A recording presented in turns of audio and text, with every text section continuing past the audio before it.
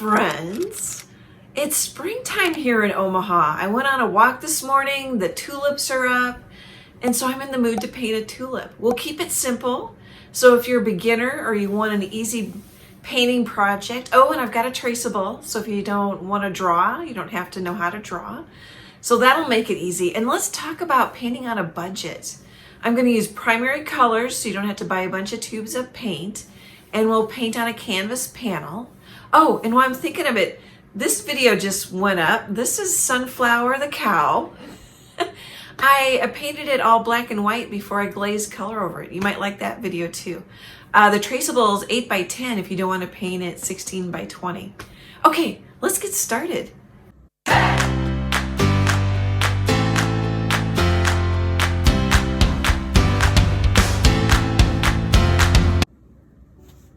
Okay, let's start with paint. I just printed out an image from Michaels.com.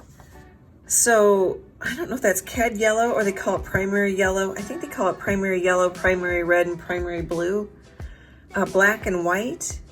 And you can get the whole set for $22. And then I have the date on there, April 2021. So in case somebody's watching this video a couple years down the road.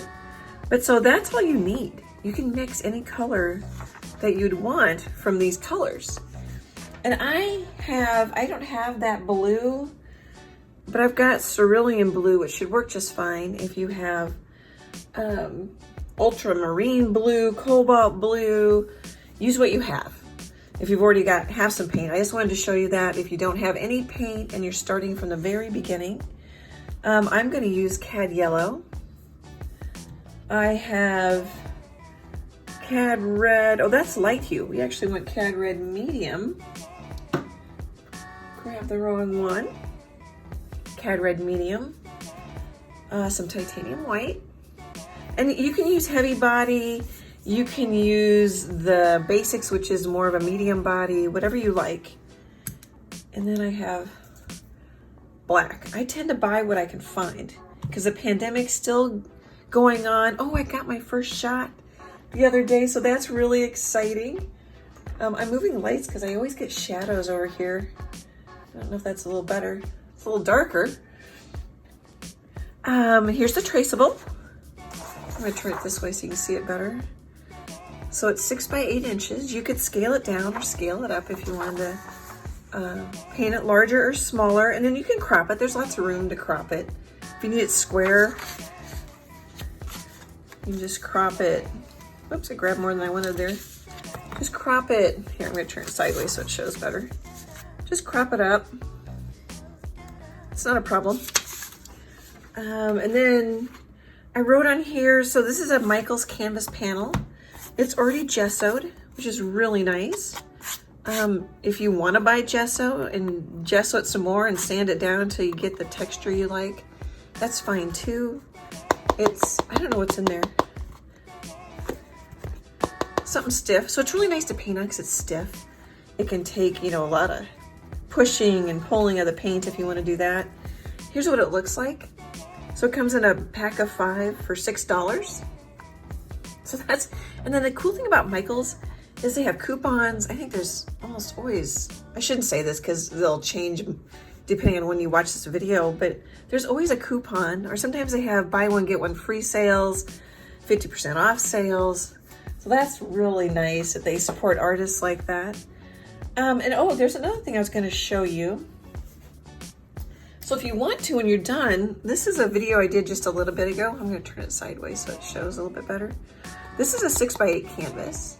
I got this frame. Michaels has excellent frames, and as I mentioned, great coupons. I got this frame on Amazon. I think there's a 4-pack of 4 of them. They're $5 a piece. And then I took the glass out because the painting will stick to the glass. So you frame it like it's an oil painting. I took the glass out and I thought, well, shoot, you could use the glass as a palette as long as we're talking budget and, not spending a lot of money on a painting, or if you consider painting more a hobby, or you're just getting started, not sure if you're going to be interested in it. So I just taped the edges of the glass so I won't cut myself. And then I'm also thinking maybe Where's one of my pieces of paper? You might want to put a piece of cardboard or paper under, because you can see all my stains on my art table. That might make it a little bit easier to mix paint. We'll see how we like this. Normally I use styrofoam palettes. So I'm gonna get some paint out and then we'll get started. You know, I've never painted on a piece of glass before, and I'm thinking I'm gonna want it bigger. Or maybe it's just because I'm not used to. I usually paint on a styrofoam plate, and so I get a little more, I feel like I get a little more surface area, but I might not. And then I printed out a color wheel. I just Googled color wheel, you know, and then I selected images, and then I just did a screenshot. But this one's kind of nice because it shows you the primary colors are yellow, blue, and red. And then so if you want to mix purple, you mix a little, I would start with the red, it's a little lighter, put blue in it till you get the purple you want. Start with your lighter color. So if you want green, start with the yellow and add a little bit of blue to it. If you want oranges, start with the yellow, add a little red to it. And then to get brown, just add a little black. You can print out more complicated color wheels too. That would tell you way more than the, so these are primary, secondary, and tertiary colors. I just wanted to mention that because you can't remember everything, and you know, who knows everything. So I'm thinking I kind of want a purple, blue, green background. So, oh, that's really slippery. I wasn't expecting that. Let's see, I don't even know where to put it. Let's see if we can get a purple here.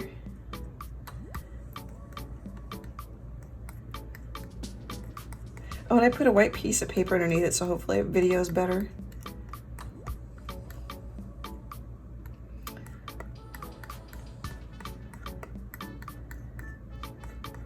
Well, it's kind of spreading out on me a little bit. I assume that's okay.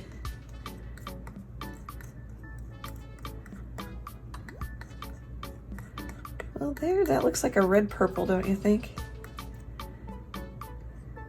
The blue you use will matter, the red you use will matter. If you can't get the colors I get, don't worry about it. Just paint to what you like, what looks good to you.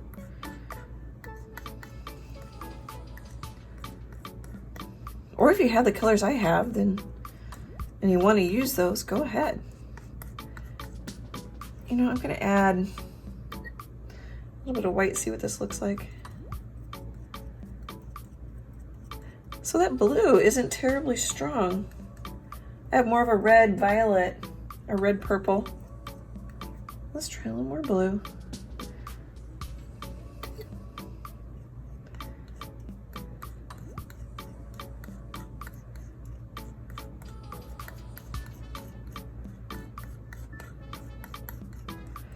No, I think I'm gonna like, I'm so used to those styrofoam plates.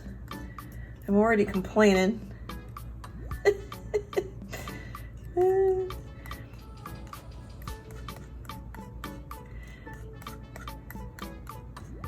Okay, I think we might have a pretty good purple there.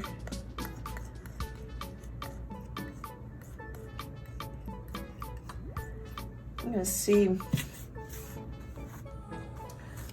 Huh, I would have thought we got a better purple.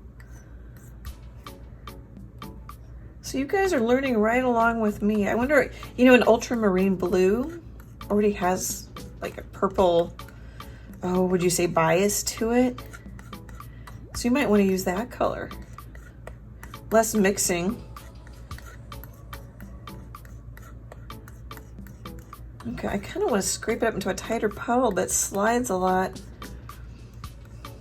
on the glass. Okay. And clean off my palette knife. You can mix with a brush. I just think palette knives are easier to clean. Okay, so, and then I wanted, what color did I say? I'm gonna need more blue. Because I wanted a green blue, didn't I? Let's put a little up there. I did say start with yellow first. So I may have just made a mistake. But I want a darker green if we can get it. The reason you start with your lighter color is so you don't end up with really big puddles like I'm ending up with right now. I totally think it's good when you guys see me struggle, figure it out, you know, unscripted, unedited. I've said that in a few videos. Oh, I kind of like that green. It's a nice blue green. Okay, and you can mix it as well or leave it streaky. Okay. And then we're gonna do a background. I'm just washing off my palette knife, so it's just easier to get it clean now than later.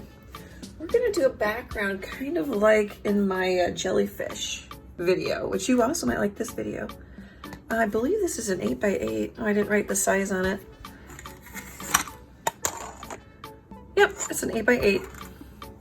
But you see how I kind of just glazed some yellow over. So I'm gonna paint a background and then I'm gonna glaze over hints of reddish orange tulips. And then I think, so the background goes quick, a 1-inch Royal Langnickel filbert. Use whatever brushes you have. I've used all kinds of brushes in my videos. I'm just getting my brush a little bit wet so the paint will flow off of it. And we may not actually have enough paint. We'll have to see. Okay, so I think I want, oh, and I'm gonna wanna pick it up. I may scoot, because I can scoot that over. So when I pick it up, you can see it. Well, it's still kind of a red purple, but it's pretty. Put a little white in there so you can see it. I'm gonna grab a little bit of water. So I usually paint my background first, but you don't always have to. Because you can see it's a little drier. It'll soak into the, even though it's gessoed, it'll, I don't know, soak into the canvas isn't quite the right description, but it's usually good to get a layer of paint on before you start painting. Or you could just paint it white. Or if it doesn't bother you, just paint right onto the gessoed canvas. That's totally a personal preference.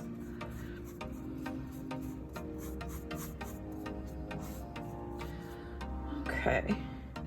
I kind of want to just pick up a little blue. Now see, the downside of using a big brush, it's harder to grab a smaller amount. Grabbing a little bit of water. So I'm going for a dark muted background, and that'll help our vibrant tulip pop out. That's all I'm going for. So I think I will just start the time lapse here so the video isn't so long.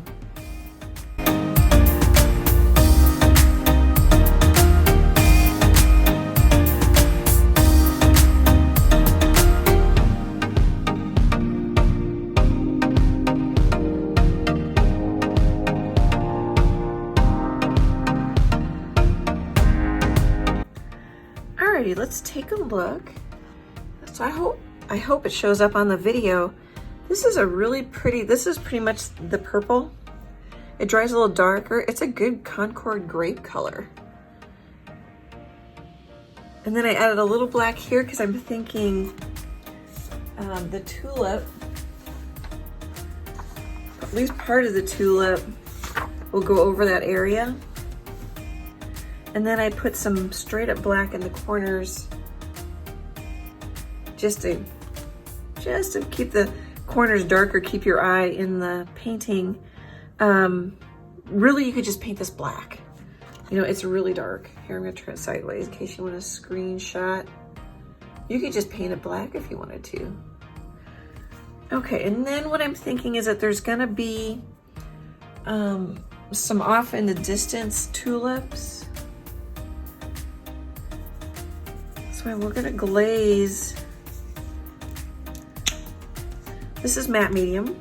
You could use water. If you get enough paint on here, you can use water. You don't want to get it too thin, but we're gonna glaze some darker red color, maybe some, I'm not sure exactly what color. Maybe we'll just try straight up red. So I'm gonna take some red. Actually, maybe I'll put that over here. Oh, and then I have a number 9 filbert. I got that brush off of Amazon. I use expensive brushes and medium price brushes, and these were really cheap. I don't know that I really have a preference. Kind of just depends on my budget at the time. You know, I wonder if I want to make that kind of orange.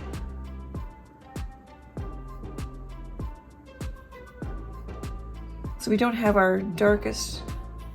So I want our strongest colors on the single tulip.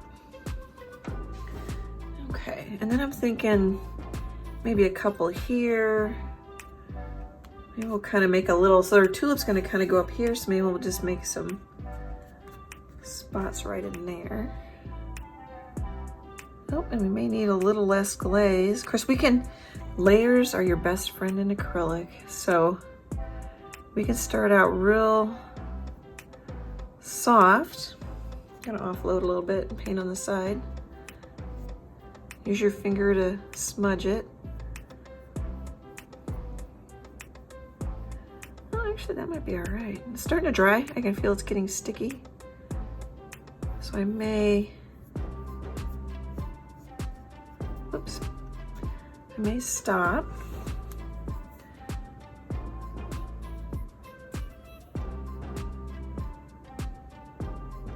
So you can always start sort of soft, and when I say light, not a lot of color, and then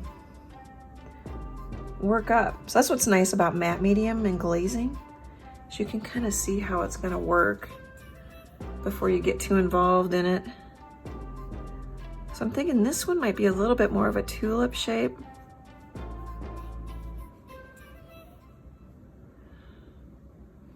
I'm gonna add a little shape to that one. But you can see how that's going over a little darker or brighter. Brighter's, whoops, and I just wiped it off. Just getting some paint on the end of my brush so I can control it a little bit better. Oh, see, this is already starting to dry darker. That's okay. You can always add more. And if you really get in a pinch, you can paint over it with your dark color or white, if the white would work better, and then start again. Okay, I think.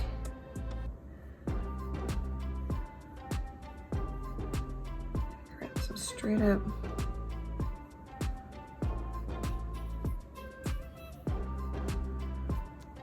Let's do that soft.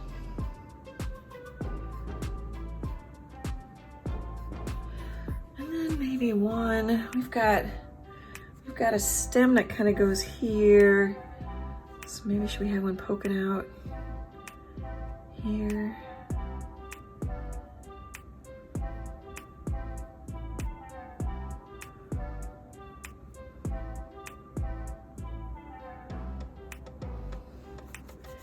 And if you wanted to blur it or lighten it up on one side, just kind of rub it off with your finger or a paper towel or something.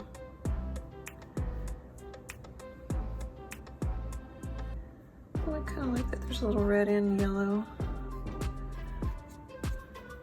Oh, see, so I dried the background really well with a hair dryer. When I painted the background, I dried it 2 or 3 times so I can handle it. Sometimes it's better to leave it overnight depending on the conditions in your studio. Let's see, probably should have an odd number. So we're gonna have 1 there. So maybe 1 more. Of course, you could have odds in the background, and maybe we should have odds in the background and then the one single star of the show. All right, so let's put one, maybe we'll put a bigger one.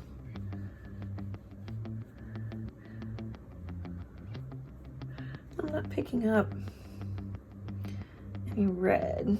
I wonder if it's drying on my glass. Oh, and I misted my paints. And so then the tape's coming up on the glass. So I'm sure there's better tape. I definitely would want bigger piece of glass for a palette.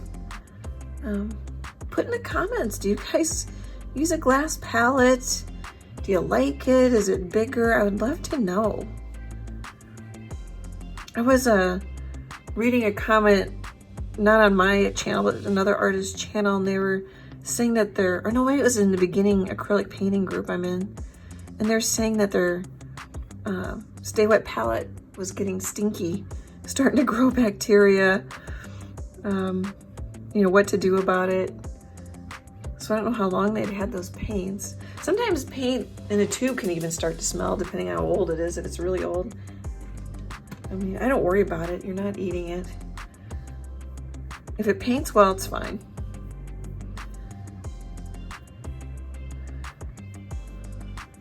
I'm gonna grab a little water. I wonder if that's part of my problem. Oh yeah, it's drying on the glass. Actually, after I did that, I think I want some straight up yellow.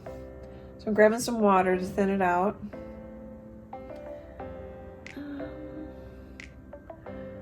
Put the yellow, oh, that's too much water.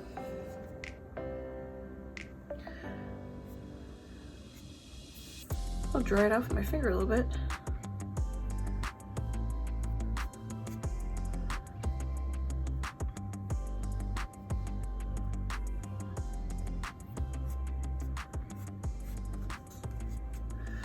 Okay, so I wanted you to see how I do this. I think I'm gonna play with it a little bit more on the time lapse.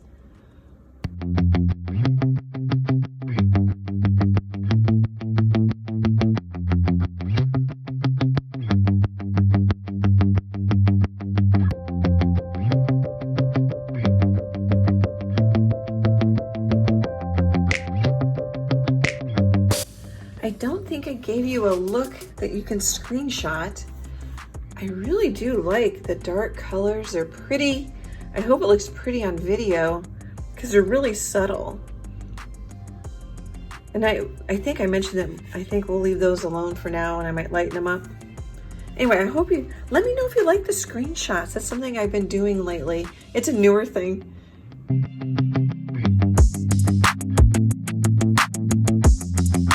Hey, so I scribbled on the back of my Traceable with white chalk. Oh, I've got paint on my hands.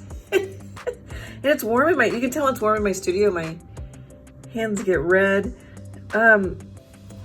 So you couldn't really see the white chalk on the back of the Traceable.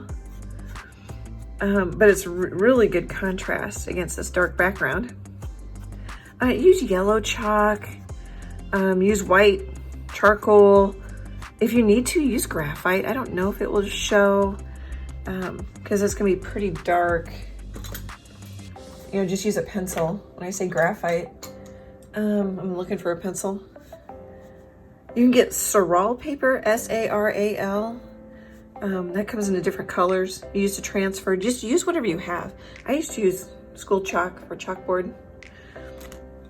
Okay, I don't know what I want to paint first.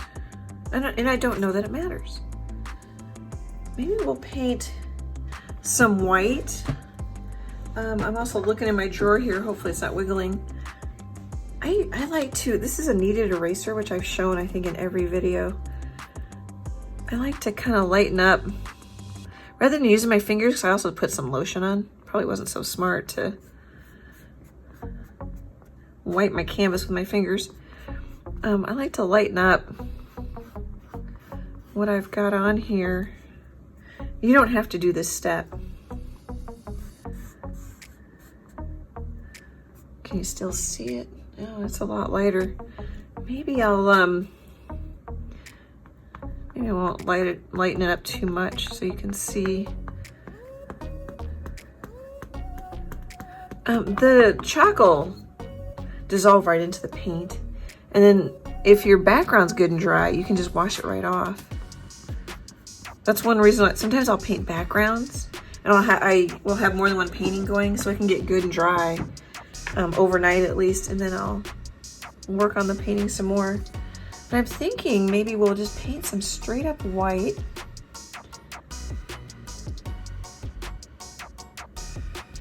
where we want the lighter, maybe not all of it. No, I don't know. I keep changing my mind.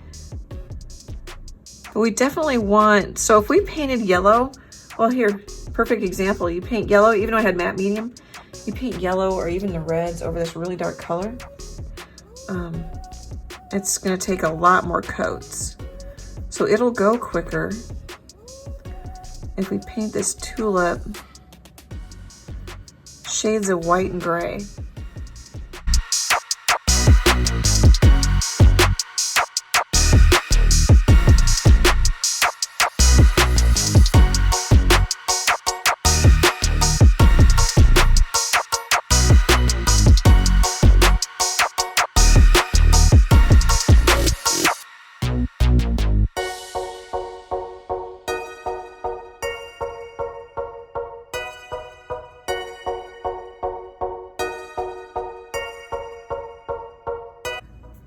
Take a look. This looks really cool. I'm really liking it because we've got some big value changes, so it's dramatic. Here, I'm going to turn it sideways in case you want a screenshot. The white underpainting and a little bit of gray will really help us control our values, because as I mentioned, when we paint the yellows and the reds or even the greens over this really dark background, that color is going to come through. And so you can use that to your advantage. But I'm loving the drama we're getting. And then I switched from this brush to this little flat brush because I could control it better in this darker area in there. All right, I'm thinking, well, I think we'll paint a little more time lapse, but I'm gonna paint primarily a red tulip. Sometimes they have like little yellow bits in them. I think I'll start on that next in the time lapse.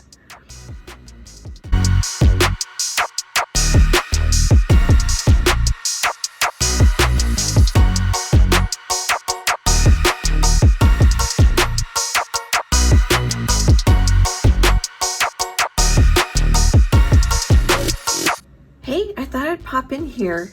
So I mixed a yellow green with the blue and the yellow, and then, you know, just kind of thinly put it over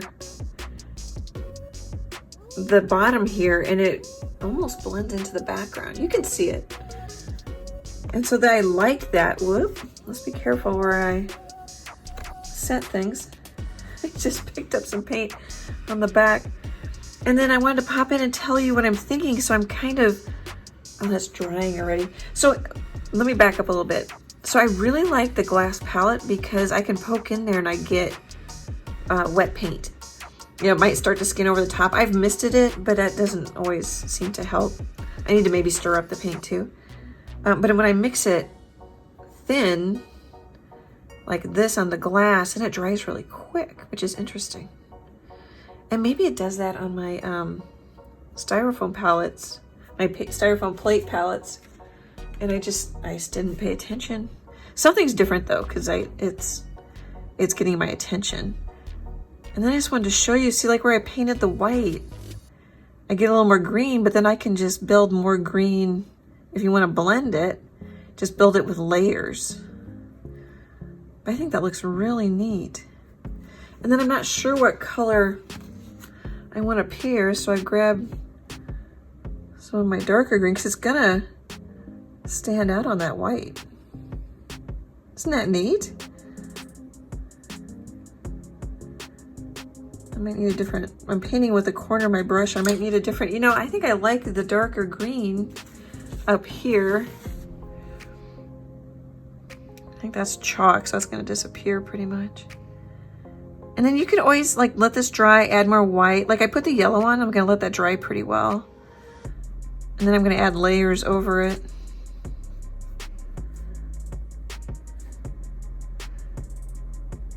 But I think that looks really neat.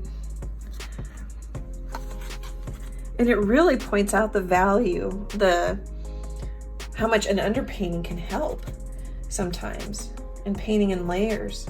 You can get some really cool effects.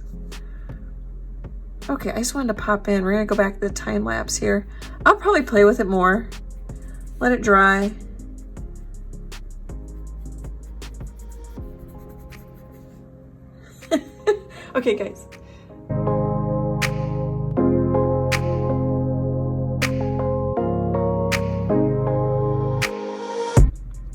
I'm working on this leaf, and I thought I'd let you know. So I made a little bit more darker green by adding some blue, and then I added a smidge of my purple to darken it. And then I'm not totally sure. Whoop, that's probably off camera. Oh, yeah, that still shows. Of course, it's gonna dry darker. Let's see how this ends up looking. So what you do when you're painting shapes, you're painting values, and you're painting edges. So like here, I think that's dry. That could be a little chalk in there that mixed in, but I'm getting a little like reflective light or something. Oh, here, and I think, well, let's finish with some of this paint color. Let's see, I've got a little edge here I don't want to lose, and I can blend it more later if I need to. I wanted to pop in with how you can make a darker green. You could add some black to it. You see, I might want that a little lighter. That's kind of pretty. And it changes color without you having to change color because we're painting lightly over the background. All colors are a little transparent, some more than others. Yellows are really transparent.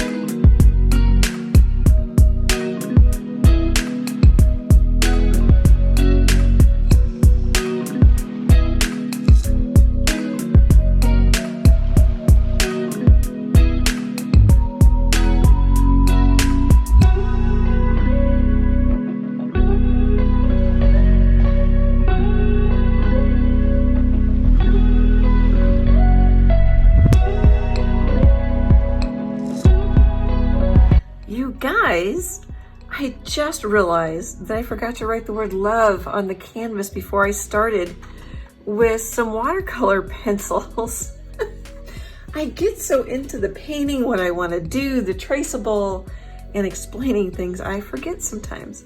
I think what I'll do is write love on the back because I sign the back with my signature, and then on the front I put my initials, and then 1 dot for favorite daughter and 1 dot for favorite son. I don't know if you can see that. I've got that pretty dark.